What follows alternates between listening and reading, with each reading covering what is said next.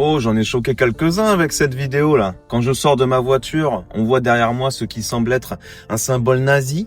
Ce que vous voyez derrière moi, ça s'appelle une swastika. C'est un symbole qui existe depuis des milliers d'années. Et ici en Corée du Sud, là où je vis, on le voit partout. Disons que quand tu vois ce signe ici, t'as 1 million de fois plus de chances de tomber sur un temple bouddhiste que sur un bunker. Là où certains voient un symbole à controverse, la majorité ici voit juste un symbole religieux. Mais je comprends, hein, Internet fait réagir vite. Tu scrolles vite vite. Tu juges, tu passes vite vite vite. C'est la course à l'attention. Pas le temps, pas le temps. Et du coup, puisqu'on parle de ça, à une époque où ce symbole était associé à l'horreur, il y a un homme qui a décidé de regarder plus loin. Viktor E. Frankl.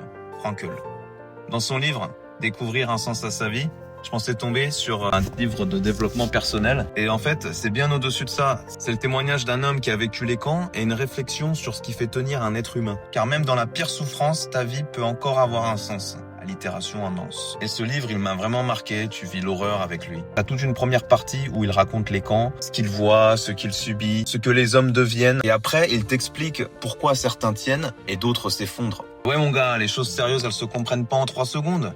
Comprendre vraiment, ça demande plus qu'un symbole. Et lire, c'est exactement ça. Prendre le temps de comprendre. Si t'as le temps de scroller, t'as forcément le temps de lire. Et si t'as pas le temps de lire, ça tombe bien, moi non plus.